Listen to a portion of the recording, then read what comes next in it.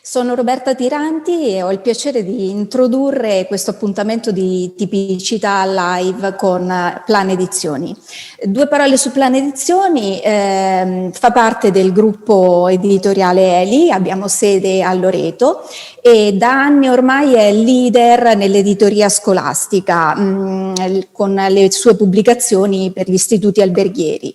Da questa esperienza è nata poi la collana per tutti gli appassionati a diverso livello del mondo enogastronomico.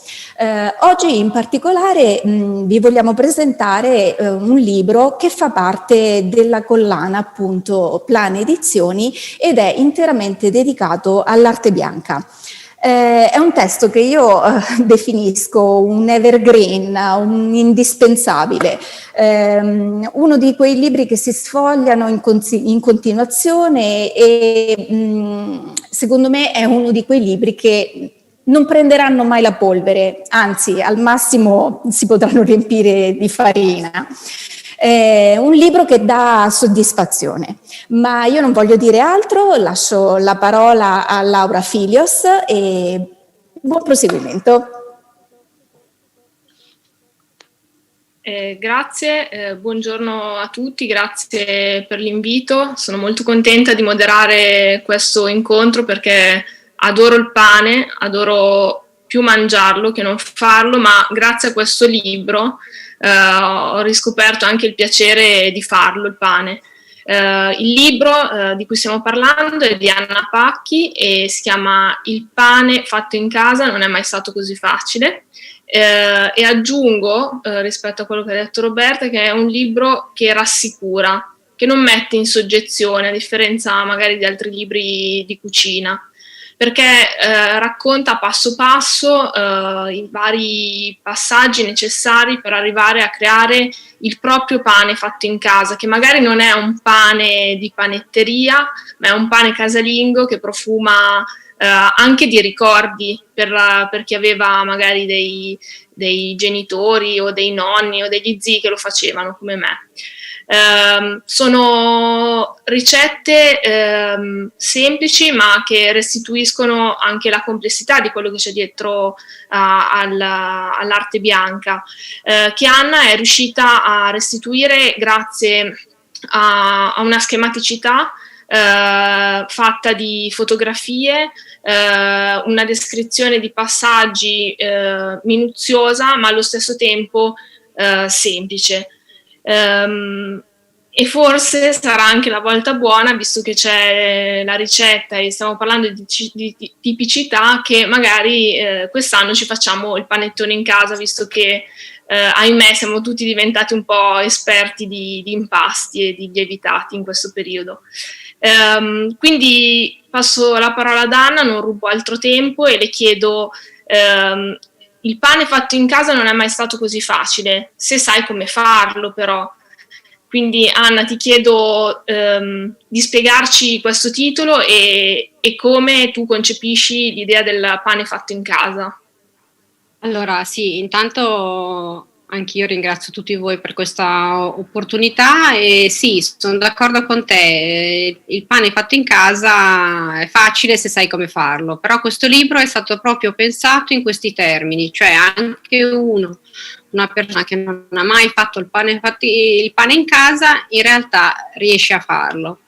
Io ho lavorato per tantissimi anni nel mondo dell'editoria di food e una delle cose che, come dire, ho imparato è che nelle ricette non bisogna mai dare niente per scontato, bisogna spiegare tutto, anche le cose che a noi sembrano banali, perché il lettore sennò viene un po' lasciato da solo e invece se gli diamo tutti gli strumenti lo accompagniamo nella ricetta.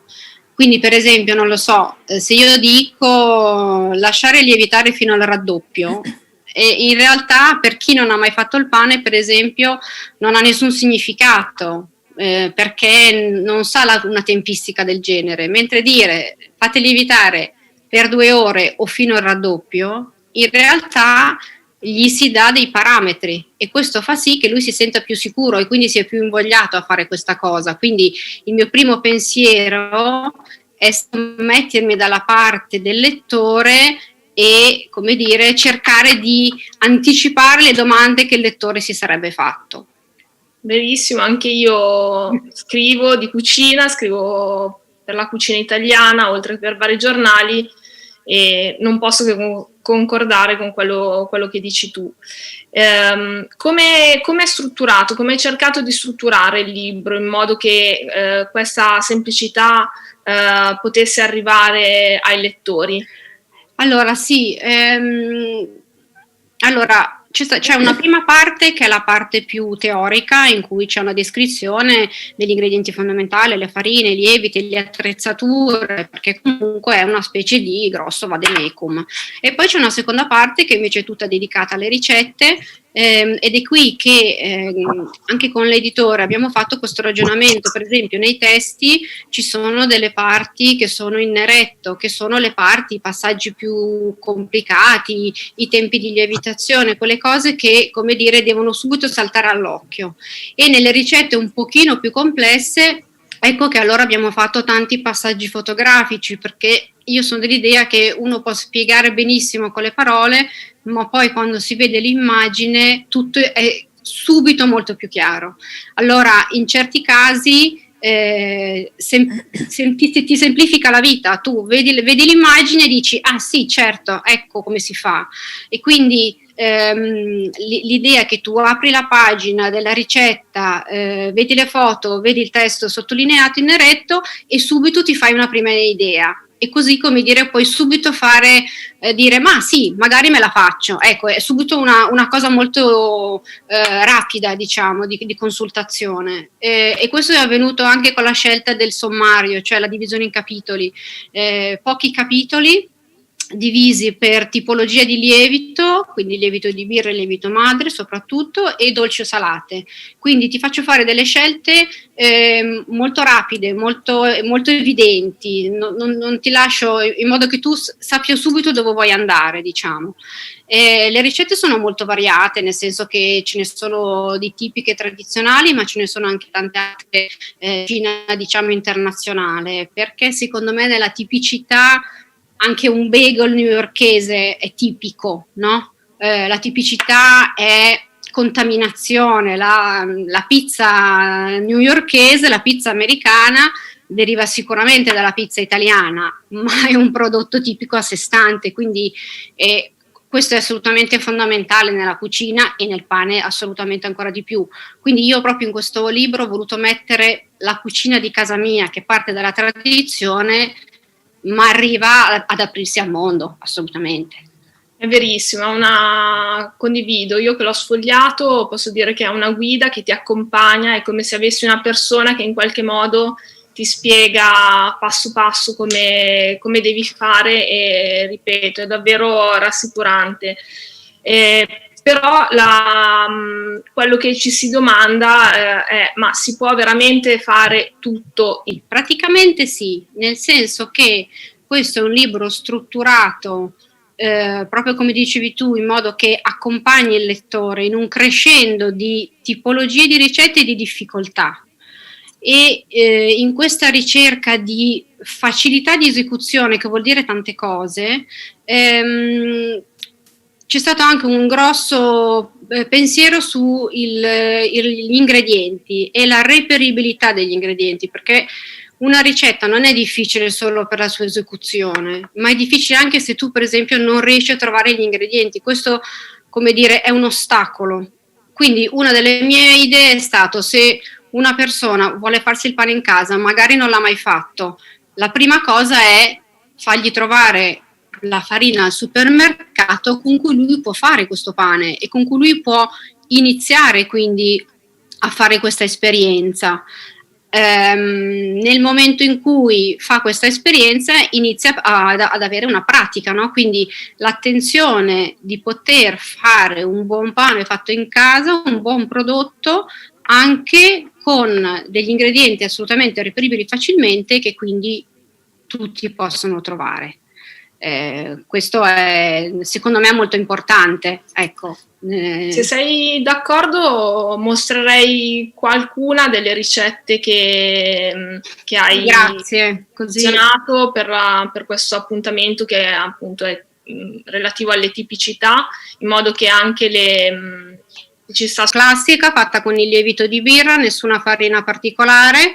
Se vedete gli ingredienti sono pochi, ci sono tutte le indicazioni di tempi di lievitazione, preparazione e cottura, quante forme si possono fare, di che grammatura, quindi è tutto molto studiato. La ricetta appunto ha qualche neretto sulle cose più importanti, e infine ci sono dei box su piccole cose che magari non sono fondamentali per la ricetta, ma ti aiutano quel pochino in più, ecco. Poi ho sicuramente messo dei grissini, mi sembra, eccoli, classicissimi della tradizione italiana, che sembrano una cosa da panetteria che nessuno può fare, e invece sono assolutamente facilissimi e abbordabili. Se vediamo la seconda pagina in cui ci sono le foto, in realtà appunto si vede facilissimamente come da dei filoni tagliati a fette si possono allungare e arrivare a fare i grissini, quindi assolutamente cose molto, molto fattibili. Poi ho scelto una ricetta dolce, sempre dal capitolo del lievito di birra, un pan brioche ottimo, buonissimo, facile, ricco di burro, quindi con dei piccoli accorgimenti su, diciamo, la tempistica in cui si introducono gli ingredienti, ma anche se vediamo la seconda pagina, dei piccoli, anche lì, ecco, dei piccoli trucchi per far vedere che un impasto può anche essere più bello, no? Quindi anche come dire, la ricetta vuole la sua parte di bellezza, e quindi facendo delle semplici palline in realtà abbiamo un prodotto anche molto gradevole. Poi nel capitolo lievito madre ovviamente ho scelto una pizza, perché senza la pizza non si può stare, quindi assolutamente facile, solo tante ore di lievitazione ma molto facile nell'esecuzione. Le molte ore di lievitazione fanno sì che l'impasto ovviamente sia molto saporito, perché ha il tempo di lievitare tanto. Poi c'è, ecco, ho preso un pane toscano, mi scuso di non aver avuto il pane marchigiano, ma nel prossimo lo faremo. Pane toscano, anche lì molto classico, facile, senza il sale, quindi lievita ancora meglio, e assolutamente, come dire, più tipico di così si muore, oserei dire, ecco. Tu hai parlato del fatto che ci siano ricette sia con il lievito di birra che anche con la pasta madre, che la pasta madre di solito è un tipo di lavorazione che magari inibisce i neofiti, però anche quello sì, in realtà se ci si mette la cura e l'attenzione giusta, tu grazie a questo libro trasmetti questo senso di fattibilità. Dici un po' rispetto alla pasta madre, che cosa offre questo libro, quali sono i passaggi che ti aiutano a capire meglio come gestire il pane con la pasta madre. Sì, guarda, sono d'accordo con te, è sempre un po' intimorisce il lievito madre, perché ha sempre questo allure di cosa molto difficile da mantenere, molto difficile da fare. In realtà è stato il primo lievito, quindi chiaramente la cosa più facile, tu tenevi via un pezzettino dell'impasto del giorno prima e lo usavi per il giorno dopo, quindi assolutamente la cosa più naturale della terra, se ci pensiamo. Quindi in realtà nel libro io, nel capitolo lievito madre, spiego anche bene tutti i passaggi per mantenerlo, per farlo addirittura da zero, per mantenerlo, per rinfrescarlo, se ci sono dei problemi, è un pochino acido, con il lievito madre bisogna imparare, come dire, a viverci insieme, no? Per cui devi imparare a conoscere il tuo lievito è una parte di te, perché poi diventa così, quindi ci si conosce a vicenda piano piano, quindi nel libro assolutamente è tutto spiegato molto, con parole molto semplici, appunto, non è difficile, no? È come tante altre cose che uno, come dire, non usa e poi impara a usarle. Ecco, tutti abbiamo imparato a usare Zoom e si può usare anche il lievito madre facilissimamente. Ecco. Vero, anche io facevo il pane con il lievito di birra, invece adesso ho iniziato a farlo con il lievito madre ed è proprio una relazione intima ma che ti arricchisce ogni volta, sia lui che me, possiamo dire. Invece, tornando a parlare delle tipicità, visto che ci stiamo avvicinando al Natale, visto che c'è la ricetta di un dolce tipico, forse il dolce tipico, perlomeno qui a Milano dove sono io, dove sei anche tu, volevo chiederti se e come hai spiegato i vari passaggi per fare il panettone, perché secondo te anche quello si può fare in casa? Anche quello si può fare in casa, sì. Se vediamo in questi giorni sui social iniziano a essere assolutamente pieni di ricette di panettoni fatti in casa, quindi su questo assolutamente sono tranquillissima. Il mio è fatto, questo che propongo qui, è fatto con il lievito madre, e secondo me la cosa bella è che se anche tu non hai il lievito madre puoi benissimo fartene regalare un pezzettino da un tuo amico, da qualcuno che ce l'ha. È un gesto di condivisione che secondo me è stupendo, anche perché puoi così scoprire che appunto il lievito madre non è così pauroso. Ecco, io consiglio sempre di leggere prima bene la ricetta, perché capire bene la tempistica di una ricetta come questa, che è fatta su 2 giorni e man mano si introducono i vari ingredienti, è molto importante, perché se tu ti trovi a metà della ricetta e non hai più il tempo di farla, ovviamente è assolutamente un peccato, mentre se tu, come dire, sai cosa ti aspetta, è assolutamente una cosa fattibile, è una cosa di organizzazione. In più, appunto, come si vede qua dalla ricetta, ho fatto più passaggi possibili per far vedere tutte le criticità o le cose che, come dire, uno deve sapere. Quindi qui vediamo la scarpatura, che è forse la cosa più difficile, vediamo come si fa raffreddare a testa in giù con dei semplici aghi da calza, non sono delle cose particolari, su delle pile di libri, quindi assolutamente fattibile in casa. Io devo dire, tutte gli anni che faccio il panettone, per me è un momento magico, perché sono io che aspetto lui, e poi però il risultato finale è di una soddisfazione assolutamente estrema, ecco.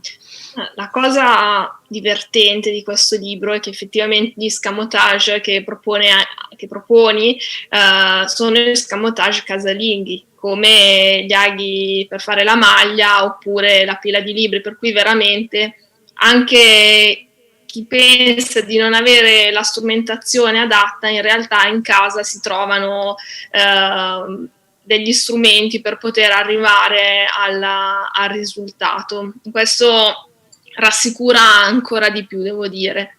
Torno un attimo indietro rispetto a quello che hai detto prima, rispetto all'idea di condividere, perché questo libro porta con sé questo concetto molto potente della condivisione, cioè della condivisione di tutta l'esperienza che tu hai, che ti sei costruita in anni di impasti in casa e anche all'estero, visto che sappiamo che sei stata anche all'estero, e questo libro proprio restituisce la voglia di ridare quello che tu hai imparato, perlomeno questa è la mia sensazione. E se non sbaglio, questa tua idea della condivisione sei riuscita dopo il libro a trasformarla in un ulteriore progetto che si chiama appunto Forno Condiviso. Ce ne vuoi parlare un po'? Sì, in effetti questa idea, come dire, è cresciuta e si è sviluppata grazie anche alla buona risposta che ho avuto di questo libro, quindi l'idea che stava andando nella direzione giusta, e quindi questa mia idea che si può fare un buon pane casalingo, che non deve essere quello del panificio, come dicevamo prima, l'ho portata in questo progetto Forno Condiviso, un progetto di un bando del Comune di Milano che si chiama La Scuola dei Quartieri, e di bloccati come tutti, e abbiamo pensato di proporre questa campagna social che si chiamava Io impasto a casa, e abbiamo invitato le persone a mandarci le loro foto e le loro ricette, e anche i loro pensieri su cosa era per loro il pane, perché erano tutti in casa e tantissimi lo facevano, anche tantissimi che, che fino adesso non l'avevano mai fatto, diciamo. E siamo stati molto contenti perché abbiamo avuto una grossa risposta, e quindi questo ci ha fatto ancora capire ancora di più che eravamo nella direzione giusta, che la community intorno al mondo del pane è davvero una cosa che si può fare. Finalmente poi siamo riusciti a fare i corsi, nei corsi a Pampir raccontiamo le filiere, e per esempio per Natale avevamo pensato di fare un bellissimo corso, bellissimo, che a me sarebbe piaciuto tanto, sui pani di Natale, non siamo riusciti a farlo, e quindi in quest'ottica della condivisione abbiamo ripreso le nostre pagine social di Instagram e Facebook e abbiamo condiviso le ricette, ne abbiamo già condivise 2, sabato prossimo ne condivideremo un'altra, e questo è il nostro modo momentaneamente di fare questa cosa. Il pane è assolutamente condivisione.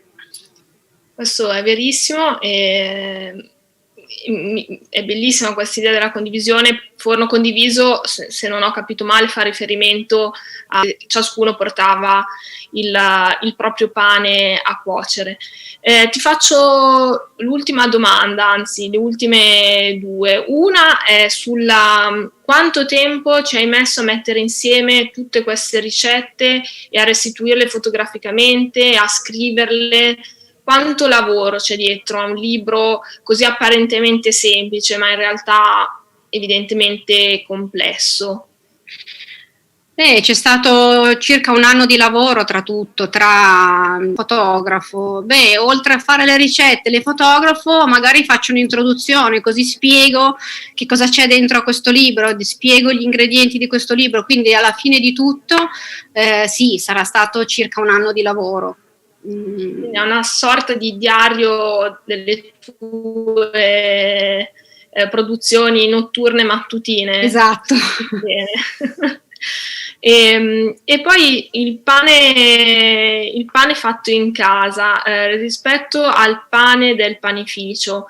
Noi stiamo vivendo in un periodo in cui c'è il revival del pane fatto con il lievito madre, si sta finalmente tornando a parlare di un pane con ingredienti semplici, puliti tra virgolette, puliti per come lo intende Slow Food, quindi di una filiera corta o comunque controllata, dove i contadini sono remunerati per quello che fanno e non vengono sfruttati.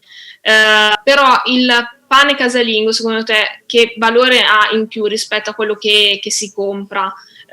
Che immagino che sia un valore simbolico, e oggi possiamo dire che a Milano e in altre parti d'Italia ci sono dei punti luce che stanno spuntando, ci sono sempre più panificatori, penso ai panificatori agricoli urbani, però non è così tutto è rosa. Il tuo tempo è prezioso, quindi oggi ancora di più, quindi l'idea è che tu, come dire, metti il tuo tempo e invece di andare 1 minuto dal panettiere, ma metti il tuo tempo per fare il pane, è una bella considerazione, cioè come spendi il tuo tempo. Io lo spendo mettendo le mani in pasta, e questa cosa qui peraltro proprio mi fa bene. È il mio momento zen, il mio momento in cui il mondo intorno scompare e io faccio quella cosa lì.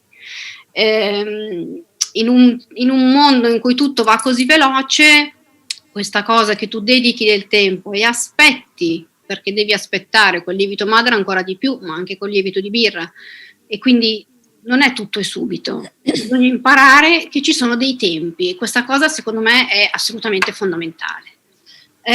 Sul discorso del pane ci sarebbe da aprire un intero capitolo, come puoi immaginare. È vero, ci sono stati anni in cui non c'era più il buon pane, e forse anche per questo la gente ha ricominciato a farsi il pane in casa, perché non trovava più il buon pane. Allora il rischio che la gente non mangi più il pane è tremendo, secondo me, cioè sarebbe una cosa tristissima. Invece l'idea di dire, va bene, non trovo il pane che voglio, allora mi faccio il mio. Io ho il mio gusto, per il gusto della mia famiglia, nella ricerca di un prodotto che sia ovviamente fatto con certi criteri, ma proprio la scelta di dire non abbandono questa cosa, ma la rendo mia facendomelo. Grazie Anna, credo che meglio di così non potevi spiegarlo. Io ringrazio ancora chi mi ha invitata e chi mi ha dato l'opportunità di parlare di un argomento così fondamentale, e lascio la parola a Roberta, se non sbaglio, per chiudere l'incontro. Grazie Anna ancora, davvero. Grazie a voi, grazie.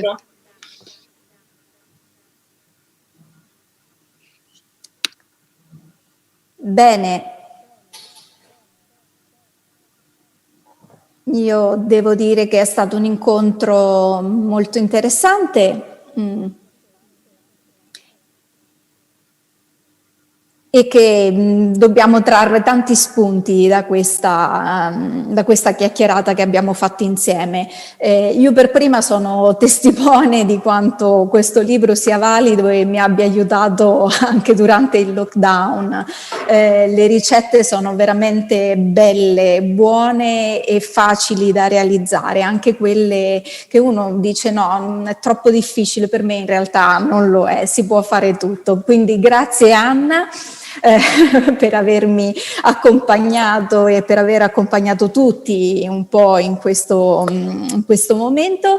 Ringrazio Laura e ringrazio Tipicità per questa bella opportunità che ci ha dato. Infine invito tutti quelli che magari si sono un po' incuriositi, no, durante questa chiacchierata, e volessero acquistare per sé o come regalo di Natale, visto che ci avviciniamo appunto al Natale, il nostro volume si trova in tutte le librerie, oppure potete visitare il nostro sito www.ilpiacerediapprendere.it e potete quindi acquistare la vostra copia.